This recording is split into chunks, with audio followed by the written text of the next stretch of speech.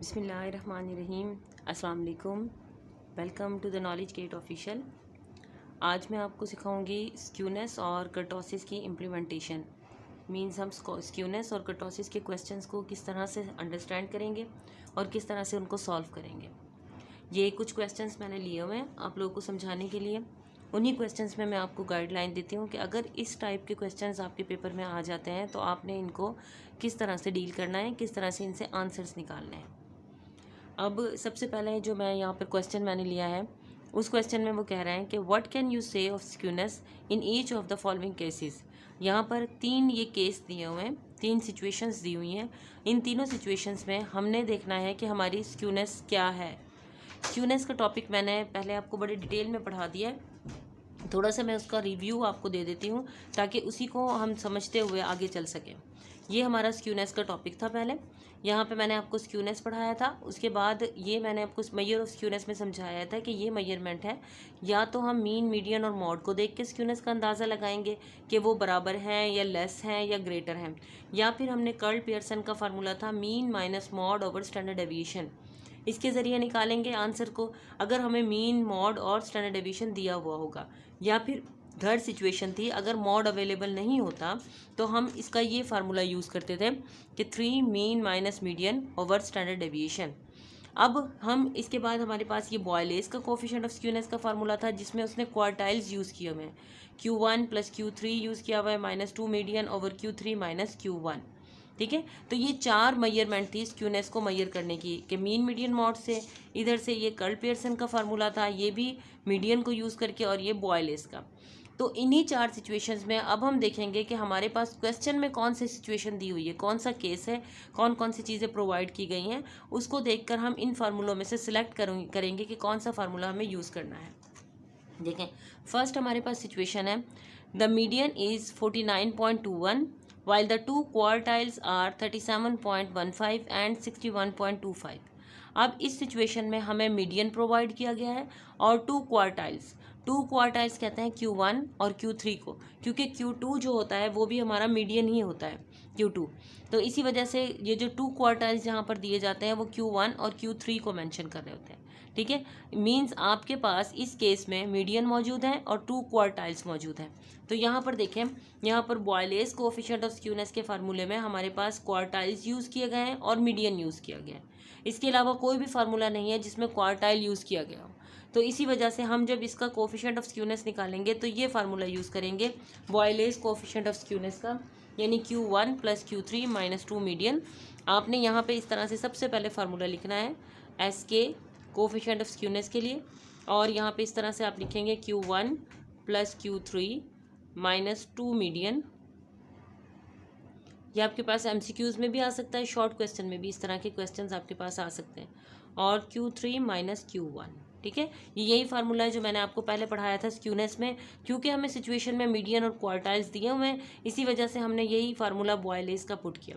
अब देखें, इस फार्मूले का आंसर आपका -1 से +1 तक चलेगा। ठीक है, आपने क्या करना है, यहाँ पे इसके आंसर को देखना है। अगर आपका आंसर माइनस में आता है इसका, ठीक है, इसका आंसर अगर माइनस में आता है आपका, तो आपने इसको कहना है कि ये नेगेटिव स्क्यूड है। आंसर लिखना है कि हमारी जो सिचुएशन है वो उसमें डिस्ट्रीब्यूशन नेगेटिव स्क्यूड है। और अगर आपका आंसर इसका 0 आता है तो आपने इसको कहना है कि ये सिमेट्रिकल है, और अगर आपका आंसर इसका प्लस का आ जाता है तो आपने इसको कहना है कि ये पॉजिटिव स्क्यूड है। ये अब आप लोगों ने सॉल्व करना है इसी सिचुएशन को। मैंने सारी आपको गाइडलाइन दे दी है। ठीक है, गाइडलाइन आपको इस तरीके से मिल गई है कि ये क्वार्टाइल्स यहाँ पर दिए हुए हैं। यहाँ पर आपने Q1 की जगह पे पुट करना है 37.15, Q3 की जगह पे पुट करना है 61.27, -2 और मीडियन 49.21। 2 को मल्टीप्लाई कर देना आपने 49.21 से, और डिवाइड में Q3 61.27 माइनस 37.15। इसके बाद आपने Q1 और Q3 दोनों को प्लस कर लेना है। प्लस करने के बाद जो आंसर आएगा उसमें से माइनस जो 2 को मल्टीप्लाई किया होगा मीडियन से, माइनस कर देना है उस रकम को, और नीचे जो आपने Q3 में से Q1 को माइनस किया होगा वो आपने यहाँ पे नंबर लिख देना है, और फिर आपस में डिवाइड करके देखना है कि आपका आंसर माइनस का आता है, 0 में आता है, या प्लस का आंसर आता है, और उसके मुताबिक आपने आंसर प्रोवाइड करना है कि ये नेगेटिव स्क्यूड है, सिमेट्रिकल है, या पॉजिटिव स्क्यूड है। अच्छा जी, सेकंड सिचुएशन में हमें दिया हुआ है मीन 1403 और मॉड 1487। मीन्स सिर्फ मीन और मॉड दिया हुआ है, इसके अलावा कोई चीज़ नहीं दी हुई, थर्ड कोई हमारे पास चीज़ नहीं है। तो हमने जस्ट मीन और मॉड को देखकर अंदाज़ा लगाना है कि हमारे पास अब इसमें कौन सी हम सिचुएशन पुट करेंगे। देखें, इसके लिए हम ये वाली मेजर ऑफ स्क्यूनेस, जिसमें हमें मीन, मीडियन और मॉड इन तीनों को देखते थे, सिर्फ आपस में कंपैरिजन करते थे इनका कि आइदर दीज आर इक्वल और लेस देन और ग्रेटर देन। ठीक है, इन सिचुएशंस को हम देखेंगे। अब यहाँ पर देखते हैं, यहाँ पर हमारा मॉड जो है वो बड़ा है मीन से। मीन्स हमारे पास ये सिचुएशन है कि हमारा मीन जो है वो छोटा है मॉड से। इस तरह की सिचुएशन आ गई है। अब यहाँ पे देखें कौन सी सिचुएशन है जिसमें मीन छोटा है मॉड से। मीन छोटा है मीडियन से और फिर छोटा है मॉड से। मतलब मीन किससे छोटा है? मॉड से छोटा है। वो हमारे पास है नेगेटिव स्क्यूड में। ठीक है, तो हमने जस्ट इसी की मेजरमेंट को यूज़ करके यहाँ पर आपने आंसर दे देना है कि आपकी जो सिचुएशन है या आपका जो केस है, डिस्ट्रीब्यूशन इज़, यहाँ पर लिख देना है डिस्ट्रीब्यूशन इज़ नेगेटिव स्क्यूड। ये मैंने आपको सॉल्व ही करवा दिया यहाँ पर ना। ठीक है, ऊपर वाले को आपने सॉल्व करना है, नीचे वाले को मैंने इस तरह से आपको सॉल्व करवा दिया। Distribution is negative skewed. अच्छा जी, अब आते हैं हम थर्ड सिचुएशन की तरफ। थर्ड केस में आपसे कहा हुआ है the first 3 movements about 16 are respectively, मतलब ये बारी बारी 3 मूवमेंट्स दिए हुए हैं 16 के, -0.35, 2.09 और -1.93। 3 मूवमेंट्स अबाउट मीन होते हैं तो हम इसको लिखते हैं M1, ऐसे सिंपल लिखते हैं M1, M2 और ये होता है M3। लेकिन ये अबाउट मीन नहीं है, बल्कि अबाउट ऑर्बिट्री ओरिजिन है, स्पेशल नंबर है, 16 नंबर किसी नंबर के लिहाज से हैं, तो हम इनको डैश से जाहिर करेंगे इस तरीके से। मतलब आपका ये M1 डैश है, ये M2 डैश है और ये M3 डैश है। अब इस सिचुएशन में हमारे पास मूवमेंट्स दिए हुए हैं, मीन्स हमने मूवमेंट्स को यूज़ करके स्क्यूनेस के बारे में आंसर देना है। अब यहाँ पे देखें, यहाँ पर हमारे पास कोई ऐसा फार्मूला हम फाइंड आउट करते हैं जी। यहाँ पर मीन, मीडियन, मॉड है, इधर मीन, मॉड और स्टैंडर्ड डेविएशन यूज़ किया गया है। उसके बाद जी बॉयलेस ने क्वार्टाइल्स को यूज़ किया था। ये हमारे पास एक कोफिशिएंट ऑफ स्क्यूनेस था जिसे हम मूवमेंट रेशो भी कहते हैं, मूवमेंट्स रेशो, जिसमें मूवमेंट्स यूज़ होते हैं दोनों ना। तो ये मूवमेंट्स रेशो जो कि आपको प्रोवाइड करता था मेजर ऑफ स्क्यूनेस का। अब इसमें देखें M3 चाहिए हमें और M2 चाहिए, ठीक है ना, यानी मूवमेंट अबाउट मीन चाहिए, एक थर्ड मूवमेंट अबाउट मीन चाहिए, एक सेकंड मूवमेंट अबाउट मीन चाहिए। तो हम ये फार्मूला यूज़ करेंगे यहाँ पर। अब हम यहाँ पर लिखते हैं कि हमें फार्मूला, क्योंकि मूवमेंट्स की बात हो रही है, उन्हीं के हमें यूज़ करना है, तो ये बनेगा M3 का स्क्वायर डिवाइडेड बाय M2 का क्यूब। अब हमारी प्रॉब्लम क्या है कि हमें क्वेश्चन में डायरेक्ट M3 और M2 नहीं दिए हुए, बल्कि हमें डैश वाले फार्मूले दिए हुए हैं, और हम इन डैश वाले फार्मूलों को यूज़ करके आपने M3 और M2 सबसे पहले निकालना है। अब मूवमेंट्स वाले टॉपिक में मैं आपको बता चुकी थी कि मूवमेंट अबाउट मीन हम निकाल सकते हैं मूवमेंट अबाउट ऑर्बिट्री ओरिजिन के ज़रिए, यानी इन डैश वाले फार्मूलों को यूज़ करके हम M3, M2, M4 निकाल सकते हैं। जिस तरह से M2 का हमने फार्मूला पहले पढ़ा था कि M2 dash minus M1 dash का स्क्वायर, ये आपने पढ़ा था। तो आपने यहाँ पे पुटिंग करनी है। M2 डैश है हमारे पास 2.09 माइनस M1 डैश है हमारे पास -0.35 का स्क्वायर। ठीक है, अब आपने क्या करना है, इसका इसी तरीके से आंसर निकालना है। 2.09 माइनस का स्क्वायर लेंगे तो वो प्लस में आंसर आपका आ जाएगा। ठीक है, -0.35 मैं एक ही आपको सॉल्व करके दिखा देती हूँ ताकि आपको ईजी हो M3 निकालने के लिए। ये है जी 0.35 का मैं स्क्वायर ले रही हूँ, तो ये आपके पास आता है 0.1225। ये आ गया जी 0.1225। ये माइनस अंदर क्योंकि स्क्वायर है, जैसे हम स्क्वायर लेंगे ये प्लस में कन्वर्ट हो जाएगा, और ये बाहर वाला माइनस इधर आ गया। अब देखें जी 2.09 में से मैं इसको माइनस कर देती हूँ। 2.09 माइनस 0.1225, ये आ गया 1.9675। ये आपका M2 निकल आया। अब इसी तरीके से आपने क्या करना है, M3 निकालना है। मैं आपको M3 का फार्मूला यहाँ पर लिख देती हूँ ताकि आपको इजी हो जाए। वैसे आप मूवमेंट्स वाले टॉपिक में देख सकते हैं, मूवमेंट्स अबाउट ऑर्बिट्री ओरिजिन मैंने जब आपको समझाया था तो मैंने बड़े डिटेल में आपको बता दिया था कि ये कौन से फार्मूले होते हैं। M3 dash -3, M2 dash, M1 dash, और ये आके होता है +2 M1 डैश का क्यूब। ये आपका फार्मूला है। अब आपने क्या करना है, मैंने आपको M2 निकाल कर दिखा दिया है। आपने इस तरह से करना है, इस फार्मूले को यूज़ करके आपने थर्ड मूवमेंट अबाउट मीन निकालना है। हम M3 डैश का -1.93 यहाँ पे लिखना है, -3 M2 डैश और M1 डैश ऐसे ब्रैकेट्स में लिखना है अंदर, +2 M1 डैश का क्यूब।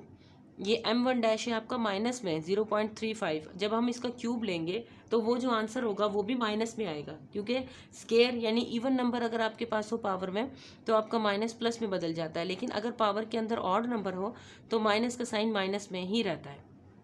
आपने इसका क्यूब लेना है, क्यूब लेने के बाद उसको 2 से मल्टीप्लाई करना है, और उसके बाद यहाँ पे ये देखें इनको 3 को मल्टीप्लाई करेंगे m1 डैश और m2 डैश से, तो ये प्लस हो जाएगा क्योंकि m2 डैश प्लस का है और m1 डैश आपका माइनस का है। ठीक है, आप इनको प्लस हो जाएगा, ये सारा आप सॉल्व कर लेंगे। सॉल्व करने के बाद जो आंसर आएगा उस आंसर का आपने यहाँ पे ऊपर स्केयर लेना है, m3 का स्केयर, और m2 ये जो आपके पास 1.9675 आया है इसका आपने क्या करना है, क्यूब ले लेना है। क्यूब देखें, क्यूब आप कैलकुलेटर में इस तरह से x के ऊपर पावर 3 लिखा हुआ होता है, यहाँ पे जिस तरह लिखा हुआ है x के ऊपर पावर 3, तो मैं 1.9675 का क्यूब लेके दिखा रही हूँ, 9675, और इसका ये क्यूब ये आता है 7.616, मीन्स आपने नीचे लिखना है 7.616, और ऊपर आपने m3 का स्क्वायर, जो आप m3 की वैल्यू यहाँ पे फाइंड आउट करेंगे आपने क्या करना है, उसकी वैल्यू को यहाँ पर इसके स्क्वायर को यहाँ पर लिख देना है। ठीक है, और उसको डिवाइड करना है। डिवाइड करने के बाद आपने चेक करना है आपका आंसर अगर माइनस में आता है तो आपने कहना है नेगेटिव स्क्यूड है, अगर आंसर 0 आता है तो आपने सिमेट्रिकल कहना है, जिस तरह से ये ऊपर तीनों ऑप्शन दी हुई हैं, और अगर आपका आंसर प्लस में आता है तो आपने उसको कहना है कि हमारा जो ये सिचुएशन है ये पॉजिटिव स्क्यूड है। ठीक है, अब ये आपको मैंने क्वेश्चन इस तरह से बता दिया, और इसमें तीनों सिचुएशंस मैंने आपको बता दी कि स्क्यूनेस के लिए किस तरह से हम फार्मूलाज को इम्प्लीमेंट करते हैं। तो आपने केसेस देखकर उसको इम्प्लीमेंट करना है कि कौन से केस में हम कौन सा फार्मूला यूज़ करेंगे। इसके बाद मैंने ये सेकंड आपके लिए क्वेश्चन लिया है आपको अंडरस्टैंड करवाने के लिए। Calculate the first 4 movements about the mean and provide one estimate each of the skewness and kurtosis of the following distribution. ये आपको एक डाटा दिया हुआ है, ये ग्रुप डाटा की फॉर्म है, और इसमें आपसे कहा गया है कि सबसे पहले आपने निकालना है 4 movements about the mean, m1 m2 m3 m4 हमने निकालना है। ठीक है, यहाँ पे सबसे पहले आपने कैलकुलेट करना है m1 m2 m3 m4। These are your assignments, ये आपके असाइनमेंट्स हैं, और आपको जिस तरह से मैं गाइड कर रही हूँ आपने इसी तरीके से इसको समझ के और इनके आंसर्स निकालने हैं। बड़े डिटेल में मैं आपको इसीलिए समझा रही हूँ। ये m1 m2 m3 m4 हमें ये निकालना है फर्स्ट 4 मूवमेंट्स, और उसके बाद provide estimate one estimate of each of skewness और कर्टोसिस, स्क्यूनेस और कर्टोसिस का। अब देखें क्योंकि ये मूवमेंट्स की बात कर रहे हैं, अगर हमें मूवमेंट्स निकालने हैं और मूवमेंट्स का यूज़ करना है तो स्क्यूनेस और कर्टोसिस के जो फार्मूले थे वो B1, हम B1 शो करते थे। स्क्यूनेस मूवमेंट्स रेशियोज हमने पढ़े थे, 2 रेशियोज थे मूवमेंट्स के, B1 और B2। तो B1 जो होता था वो स्क्यूनेस की मेजरमेंट के लिए था, और B2 जो था वो कर्टोसिस की मेजरमेंट के लिए था। B1 का फार्मूला यही होता है जो अभी हमने पीछे यहाँ पे किया है, यानी थर्ड मूवमेंट का स्क्वायर और ये सेकंड मूवमेंट का क्यूब, ये यूज़ करता है। ये B2 का फार्मूला ये होता है M4 को ये ऊपर रखता है और M2 के स्क्वायर को नीचे रखता है। ठीक है, ये आपका B1 और B2 जो कि मूवमेंट्स रेशियोज हैं, ये स्क्यूनेस की मेजरमेंट है और ये आपकी कर्टोसिस की मेजरमेंट है। तो इनको आपने क्या करना है, कैलकुलेट करना है, और उसके बाद आपने आंसर देना है। B1 को देखकर आंसर देना है, B2 को बताना है कि आपकी एस्टिमेट निकालकर आपकी ये जो डिस्ट्रीब्यूशन है ये किस तरह से है। अब देखें सबसे पहले तो आपको ये चारों मूवमेंट्स निकालने, चारों मूवमेंट्स, ये एक ग्रुप डाटा है। ग्रुप डाटा यहाँ पे देखें क्लासेस नहीं दी हुई, ये इनकी एज है, ये x दिया हुआ है, मतलब उसका मिड पॉइंट दिया हुआ है। ठीक है, जब इस तरह से x और फ्रीक्वेंसी दी हुई है आपके पास, तो आपके पास फार्मूला होता है summation f x minus x bar over summation f पहले मूवमेंट का। सेकेंड मूवमेंट का फार्मूला होता है summation f x minus x bar का square over summation f। Third movement का फार्मूला होता है summation f x minus x bar का क्यूब ओवर समीशन f। और फोर्थ मूवमेंट का फार्मूला होता है summation f x minus x bar की पावर 4 ओवर समीशन f। ठीक है, अब मैं आपको गाइडलाइन देती हूँ कि आपने इन m1 m2 m3 4 के लिए क्या क्या कॉलम्स यहाँ पे नेक्स्ट बनाने हैं। सबसे पहले आपको मीन चाहिए होगा। ठीक है, मीन के लिए रिक्वायरमेंट है कि ग्रुप डाटा का मीन बराबर होता है जी summation f(x) over summation f। ठीक है, अब सबसे पहले समीशन f, ये आपका समीशन f आ जाएगा यहाँ पे। जब आप इसको f को टोटल करेंगे ना तो ये आपका समीशन f। उसके बाद आपने नेक्स्ट कॉलम बनाना है f(x) का, f(x) f और x वाले मल्टीप्लाई करना है। x की पहली वैल्यू 25 है, 25 को 2 से मल्टीप्लाई करना है आपने, यहाँ पे आ जाएगा 50 आपके पास। ठीक है, इस तरह से आपने 50 लिख देना है। 30 को 8 से मल्टीप्लाई करेंगे तो ये 240 आ जाएगा। बारी बारी इस तरह से सबको मल्टीप्लाई कर लेना है और उसके बाद आपने यहाँ पे सम करेंगे तो ये आ जाएगा आपका समीशन एफ एक्स। मैं इसको हाईलाइट कर देती हूँ, ठीक है, कलरफुल मार्कर से लिख देती हूँ ताकि आपको पता चल जाए ये समीशन एफ है और ये आपका समीशन एफ एक्स आ गया, ठीक है। समीशन एफ एक्स आने के बाद आपने क्या करना है जी, उसको नेक्स्ट यहाँ तक हमारा हो गया ये एक्स माइनस एक्स बार, नेक्स्ट कॉलम आपने बनाना है एक्स माइनस एक्स बार, ठीक है, ये आ गया। x माइनस एक्स की वैल्यू ये है, x बार की वैल्यू आपकी यहाँ से निकल कर आएगी, हर x वाली वैल्यू में से इस x बार को माइनस करना है, ठीक है। उसके बाद आपने f को मल्टीप्लाई करना है x माइनस एक्स बार से। ये लेंथी हो जाते हैं क्वेश्चंस, अक्सर प्रैक्टिकल में आ जाते हैं इस तरह के आपके क्वेश्चंस, ठीक है, और पेपर में भी आ सकते हैं हाई मतलब लॉन्ग क्वेश्चन के तौर पर। उसके बाद आपने क्या करना है, f x minus x bar का स्क्वायर निकालना है। ये मैं पहले मूवमेंट्स वाले उसमें भी आपको करवा चुकी हूँ, प्रैक्टिस के लिए भी मैंने आपको क्वेश्चन दिए थे, इसलिए आपको प्रॉब्लम नहीं होनी चाहिए इसमें। ये कॉलम्स आपने सारे बनाने हैं, एक्स माइनस एक्स बार की पावर 4, एक्स माइनस एक्स बार ये कॉलम आ जाएगा। पहले इस कॉलम को f से मल्टीप्लाई करेंगे तो यहाँ पर आ जाएगा, फिर इसी कॉलम का बारी बारी स्क्वायर लेकर उसके बाद उसको f से मल्टीप्लाई करेंगे तो ये आ जाएगा। इसी कॉलम का नंबर का क्यूब लेकर f से मल्टीप्लाई करेंगे ये आ जाएगा, और इसकी 4 पावर लेकर फिर f से मल्टीप्लाई करेंगे तो ये आ जाएगा आपके पास। जब ये सारे कॉलम्स आपके पास आ जाएंगे तो आपने इनको, इनके सम को, मतलब पहले इस कॉलम के सम को, इसका सम आपके पास आएगा summation f x minus x bar, इसका सम आएगा summation f x minus x bar का स्क्वायर, इसका सम आएगा summation f x minus x bar का क्यूब, और यहाँ पे जब आप सम लेंगे तो summation f x minus x bar की पावर 4, ठीक है। अब इन सम को बारी बारी इस समीशन एफ से आपने डिवाइड करना है। यहाँ पर इस तरह से डिवाइड करने से आपके पास चारों मूवमेंट्स निकल कर आ जाएंगे, m1 m2 m3 और m4 आपके पास कैलकुलेट हो जाएगा। जब आपके पास कैलकुलेट हो गया, आपने फर्स्ट स्टेप कर लिया इस क्वेश्चन का, जो इन्होंने कहा था कि calculate the first 4 movements about the mean and अब यहाँ तक फर्स्ट 4 मूवमेंट्स आपने निकाल लिए, ठीक है, मेन कैलकुलेशन आपकी हो गई है। उसके बाद वो कह रहे हैं एंड प्रोवाइड वन एस्टिमेट। उसके बाद आपने क्या करना है जी, यहाँ पर आपने जो आंसर्स निकाले होंगे m3 का स्क्वायर, m3 जो आंसर आएगा उसका स्क्वायर लेना है, और m2 का जो आंसर आएगा उसका क्यूब लेना है, जिस तरह से मैंने यहाँ पर लेकर दिखाया आपको।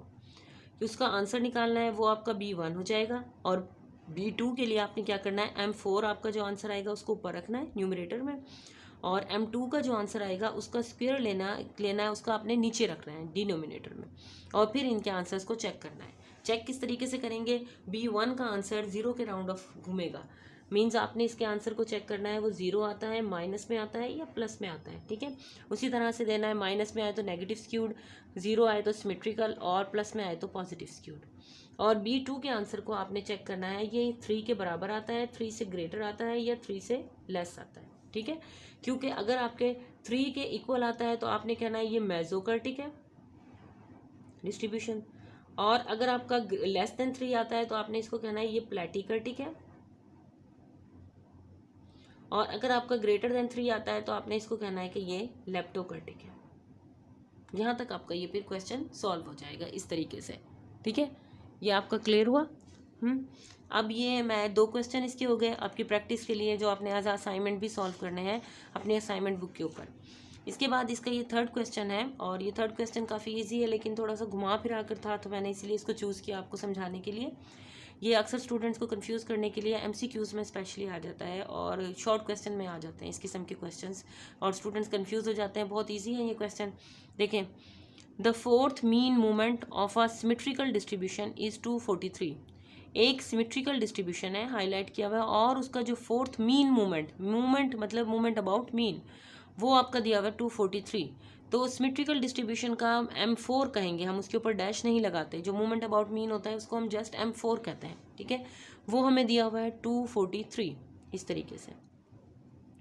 What would be the value of the standard deviation in order that the distribution may be mesokurtic? अब ये स्टूडेंट्स को इतना मुश्किल लगता है वो नहीं सॉल्व करता, हालांकि ये बहुत इजी क्वेश्चन है। देखें किस तरीके से आपने मालूम करना है स्टैंडर्ड डेविएशन।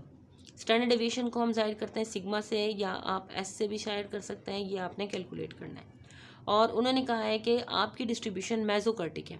मैंने अभी आपको यहाँ पे बताया है कि अगर आपका B2 का आंसर 3 आ जाता है तो आप उस डिस्ट्रीब्यूशन को कहते हैं मेसोकर्टिक। ये कर्टोसिस वाले चैप्टर में भी, कर्टोसिस वाले टॉपिक में भी मैंने बड़े डिटेल से आपको ये वाली बात समझाई थी।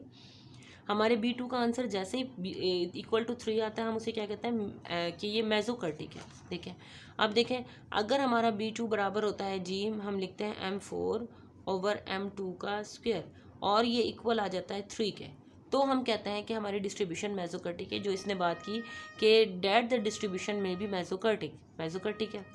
अब इस सिचुएशन में हमने लिख दिया कि B3 किसके बराबर आता है जी, 3 = M4/M2 का स्क्वायर। अब इसका यहाँ से हम सॉल्व करेंगे इससे, क्यों? क्योंकि उन्होंने पूछा है स्टैंडर्ड डेविएशन। देखिए M2 का जो फार्मूला है यहाँ पर मैंने आपको लिखवाया है, M2 का फार्मूला है समीशन f x - x बार का स्क्वायर ओवर समीशन f। ये फार्मूला वही है जो हम वेरिएंस का फार्मूला पढ़ते हैं, एस स्क्वायर का, सेम वही फार्मूला है, ठीक है। इसी वजह से ये सेकंड मोमेंट अबाउट मीन को हम वेरिएंस भी कहते हैं। अगर हमारे पास सेकंड मोमेंट अबाउट मीन आ जाए और हम उसका अंडर रूट ले लें तो वो स्टैंडर्ड डेविएशन में ऑटोमेटिकली कन्वर्ट हो जाता है। इसीलिए इन्होंने इस क्वेश्चन में आपको मूवमेंट्स के जरिए स्टैंडर्ड डेविएशन का पूछा गया है, ताकि स्टूडेंट्स थोड़े से कन्फ्यूज हों और इसको अंडरस्टैंड करें कि आखिर ये बात क्या हो रही है। अब मतलब यह है कि हमें इस सिचुएशन में M2 फाइंड आउट करना है। जैसे ही हमारे पास M2 आ जाएगा तो हमारा जो आंसर होगा वो उसी का हम अंडर रूट ले लेंगे, तो वो हमारा स्टैंडर्ड डेविएशन हो जाएगा। क्योंकि M2 जो होता है, यहाँ पर मैं क्योंकि ये 3 डॉट्स लगाकर लिख रही हूँ कि M2 बराबर होता है एस स्क्वायर या वेरिएंस के बराबर होता है, क्योंकि, ठीक है। तो हम सबसे पहले M2 फाइंड आउट करते हैं। देखिए, हमें B2 पता चल गया, मेसोकर्टिक के डिस्ट्रीब्यूशन तो ये 3 है, M4 हमें दिया हुआ है 243 और ये डिवाइज़र में आ गया जी M2 का स्क्वायर। अब हम इसको किस तरीके से सॉल्व करते हैं, देखें, इक्वल के दोनों साइड पे, यहाँ पे कुछ नहीं है तो 1 ही होगा। इसको हम क्या करेंगे, क्रॉस मल्टीप्लिकेशन इस तरह से कर देंगे। ये हो जाएगा जी 3M2 का स्क्वायर और यहाँ पर आ जाएगा 243। अब हमने फाइंड आउट करना है M2, तो ये 3 को यहाँ पे डिवाइड करते हैं क्योंकि ये मल्टीप्लाई हो रहा है, और इस साइड पे भी डिवाइड कर देते हैं। इधर से ये 3 कैंसिल हो गया, M2 का स्क्वायर आ गया हमारे पास। यहाँ पर देखें, मैं निकालती हूँ, 243 को मैं डिवाइड कर रही हूँ 3 से, ये मेरे पास आ गया 81। हमें फाइंड आउट करना है M2। अभी ये स्क्वायर इसका एक्स्ट्रा है तो इसका अंडर रूट लेंगे। अंडर रूट लेने के बाद हमारे पास M2 का आंसर आ जाएगा जी 9 ± 9, क्योंकि किसी चीज़ का भी अंडर रूट लेंगे तो वो प्लस और माइनस में दोनों में आएगा, ठीक है। 9 आ गया। अब मीन्स हमने M2 निकालना था, क्योंकि हमने कहा M2 बराबर है वेरिएंस के, तो वेरिएंस हमारे पास निकल कर आया जी 9। वेरिएंस आ गया 9। हमें कहा गया है कि आपने वैल्यू फाइंड आउट करनी है स्टैंडर्ड डेविएशन की, तो हम स्टैंडर्ड डेविएशन तो वेरिएंस का अंडर रूट होता है। वेरिएंस का अंडर रूट लेंगे तो ये क्या बन जाएगा, आपका स्टैंडर्ड डेविएशन बन जाएगा, और ये बन जाएगा जी ±3। क्योंकि किसी चीज़ का भी अंडर रूट लेंगे तो उसका जो आंसर होता है वो प्लस माइनस दोनों फॉर्म में आता है। अगर मैं +3 का स्क्वायर लूँ तो भी वो भी 9 बनता है, माइनस का 3 का स्क्वायर लूँ तो वो भी आपका 9 बनता है। तो इस किस्म की सिचुएशन से आप लोगों ने कंफ्यूज नहीं होना। ये इस तरह से सिचुएशन में आ जाते हैं, डिफरेंट सिचुएशन से डिफरेंट तरीके से आपसे क्वेश्चंस पूछे जा सकते हैं, और आपसे स्क्यूनेस और कर्टोसिस के आंसर्स लेने होंगे, तो आपने घबराना नहीं है, इस तरीके से इसको सॉल्व कर लेना है। बाकी अगर आप स्क्यूनेस और कर्टोसिस के टॉपिक को बड़े डिटेल में अगर समझ लेंगे ना, तो ये भी समझना आपके लिए बहुत ईजी हो जाएगा। अब ये मैंने आपको समझा दिया, और ये आपके असाइनमेंट है, ये आपने असाइनमेंट के पेपर पे सॉल्व भी करने हैं। असाइनमेंट के अगर रजिस्टर बनाए हुए हैं आपने, तो आपने उसके ऊपर भी इसको सॉल्व करना है, ठीक है। नेक्स्ट इंशाल्लाह मैं नेक्स्ट टॉपिक के साथ हाजिर होंगे। ओके जी, अल्लाह हाफिज़।